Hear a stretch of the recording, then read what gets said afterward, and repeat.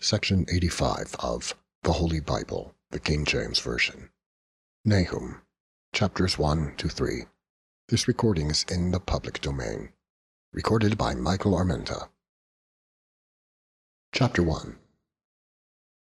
The Burden of Nineveh. The Book of the Vision of Nahum, the Elkoshite. God is jealous, and the Lord revengeth. The Lord revengeth and is furious. The Lord will take vengeance on his adversaries, and he reserveth wrath for his enemies. The Lord is slow to anger, and great in power, and will not at all acquit the wicked. The Lord hath his way in the whirlwind and in the storm, and the clouds are the dust of his feet. He rebuketh the sea, and maketh it dry, and drieth up all the rivers. Bashan languisheth, and Carmel, and the flower of Lebanon languisheth.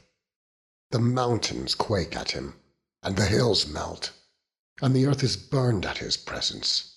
Yea, the world, and all that dwell therein. Who can stand before his indignation? And who can abide in the fierceness of his anger? His fury is poured out like fire, and the rocks are thrown down by him.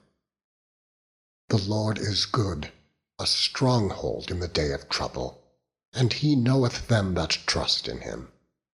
But with an overrunning flood he will make an utter end of the place thereof, and darkness shall pursue his enemies. What do ye imagine against the Lord? He will make an utter end. Affliction shall not rise up the second time. For while they be folden together as thorns, and while they are drunken as drunkards, they shall be devoured as stubble fully dry. There is one come out of thee that imagineth evil against the Lord, a wicked counselor. Thus saith the Lord, though they be quiet, and likewise many, yet thus shall they be cut down, when he shall pass through. Though I have afflicted thee, I will afflict thee no more. For now will I break his yoke from off thee, and will burst thy bonds in sunder. And the Lord hath given a commandment concerning thee, that no more of thy name be sown. Out of the house of thy gods will I cut off the graven image and the molten image. I will make thy grave, for thou art vile. Behold upon the mountains the feet of him that bringeth good tidings, that publisheth peace.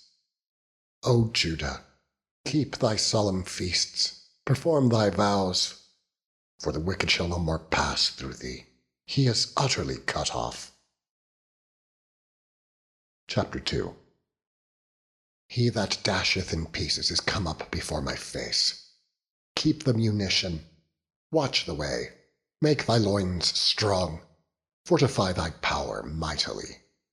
For the Lord hath turned away the excellency of Jacob, as the excellency of Israel. For the emptiers have emptied them out, and marred their vine branches. The shield of his mighty men is made red. The valiant men are in scarlet. The chariot shall be with flaming torches in the day of his preparation, and the fir trees shall be terribly shaken. The chariots shall rage in the streets.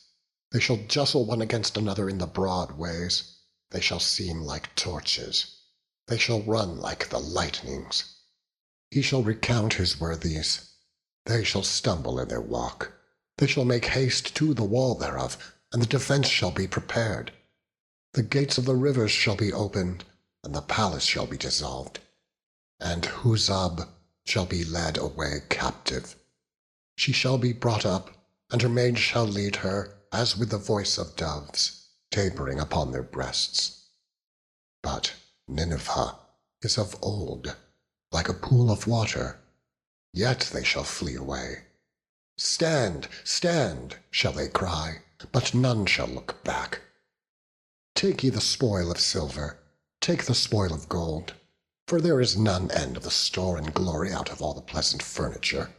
She is empty and void and waste, and the heart melteth, and the knees smite together, and much pain is in all loins. and the faces of them all gather blackness. Where is the dwelling of the lions, and the feeding place of the young lions, where the lion, even the old lion, walked, and the lions whelped, and none made them afraid?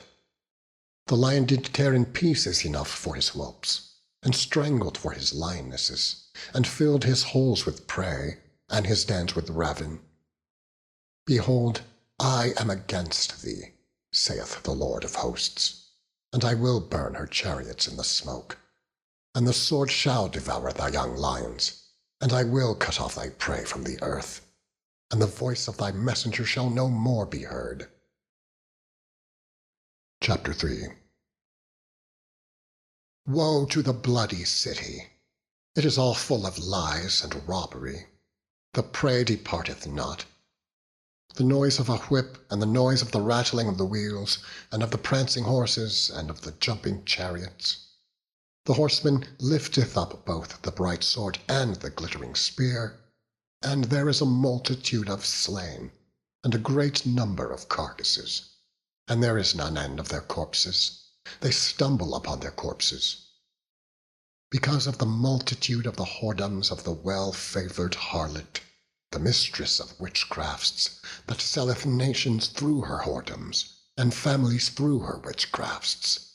Behold, I am against thee, saith the Lord of hosts, and I will discover thy skirts upon thy face, and I will shew the nations thy nakedness, and the kingdoms thy shame.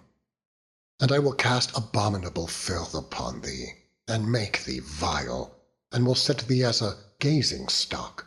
And it shall come to pass, that all they that look upon thee shall flee from thee, and say, Nineveh is laid waste. Who will bemoan her? When shall I seek comforters for thee? Art thou better than populous No, that was situate among the rivers, that had the waters round about it, whose rampart was the sea, and her wall was from the sea? Ethiopia and Egypt were her strength, and it was infinite. Put and Lubim were thy helpers. Yet was she carried away. She went into captivity.